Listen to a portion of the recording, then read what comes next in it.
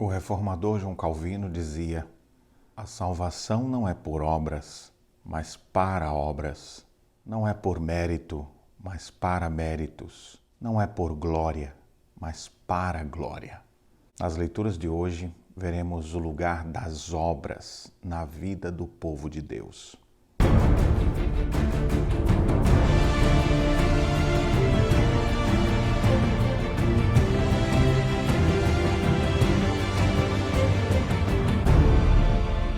Olá, meus irmãos, graça e paz, estamos juntos na nossa caminhada bíblica e na nossa leitura de hoje leremos a Epístola de Paulo a Tito, capítulos 1, 2 e 3. Algo muito interessante que se destaca nas leituras de hoje é a referência que Paulo faz a Tito acerca das boas obras.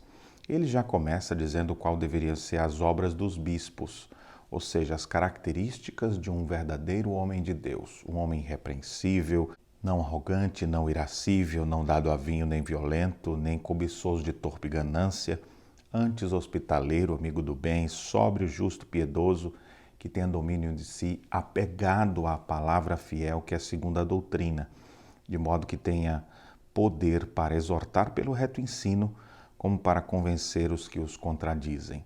Então aqui está o modelo da vida, das obras dos bispos da igreja, dos presbíteros da igreja. Depois, ainda no capítulo 1, ele fala das más obras daqueles que não creem no Senhor Jesus. Diz assim: no tocante a Deus professam conhecê-lo, entretanto negam por suas obras. Por isso que são abomináveis, desobedientes e reprovados para toda boa obra. As duas referências que são feitas aqui são exatamente de pessoas que negam a Cristo pelas suas obras e que são reprovados para toda boa obra. O único destaque do texto todo de Tito, de pessoas cujas obras são abomináveis. Ou seja, apenas os incrédulos não vão ter obras para mostrar. A fé verdadeira, ela é evidenciada através de ações concretas. E no capítulo 2, ele mostra como o próprio pastor Tito deveria viver. Ele diz: torna-te pessoalmente padrão de boas obras. O próprio líder daquela igreja, pastor Tito, deveria ter esse procedimento também padrão. Afinal, todos nós iremos herdar a salvação eterna. E esse povo santo, esse povo eleito, deve se distinguir nas boas obras. Ele ainda diz assim: Deus há de remir-nos de toda iniquidade e purificar para si mesmo um povo exclusivamente seu, zeloso de boas obras. O povo redimido do Senhor, o povo salvo, é um povo zeloso de boas obras. Não é uma obrinha aqui e outra ali. Há um zelo em querer fazer aquilo que é certo, em fazer aquilo que glorifica ao Senhor Jesus. No capítulo 3, ele diz assim ainda, falando sobre as boas obras: lembra-lhes que se sujeitem aos que governam, às autoridades, sejam obedientes, estejam prontos para toda boa obra. Observe aqui as boas obras em relação aos governantes. Se sujeitem a eles e estejam prontos para toda boa obra.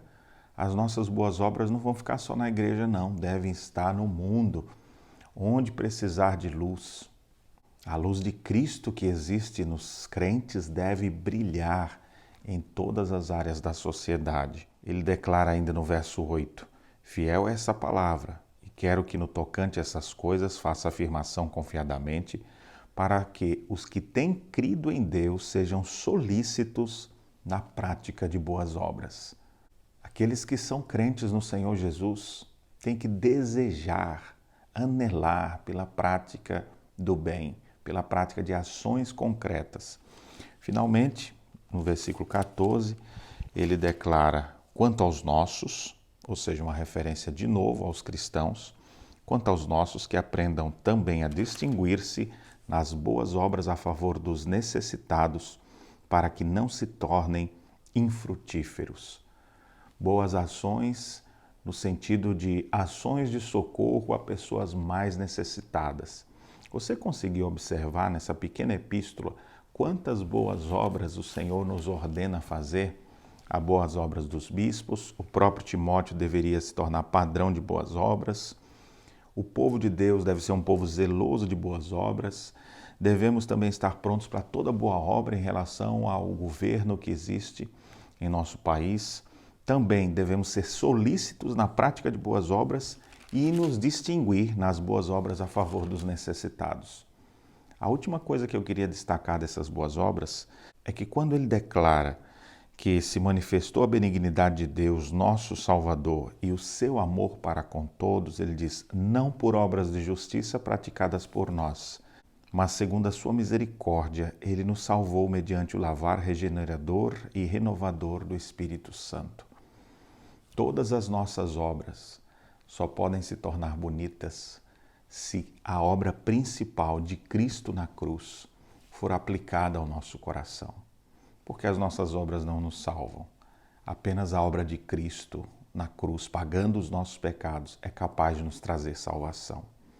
Quando isso fica evidente, quando nós nos arrependemos e cremos nos méritos de Cristo, na obra de Cristo, então nós que somos justificados pela fé e temos agora nossos olhos abertos, nós podemos viver nesse mundo na prática de boas obras. Não para a gente ser salvo, nós já fomos pela graça, mas para demonstrar que a salvação que nós recebemos é a verdadeira. Se você é um líder, demonstre boas obras através do seu procedimento e seja padrão. Se você está envolvido com o governo, procure se sujeitar às autoridades e fazer o melhor que você pode na administração pública. Como cristão autêntico, você também precisa ser solícito na prática de boas obras.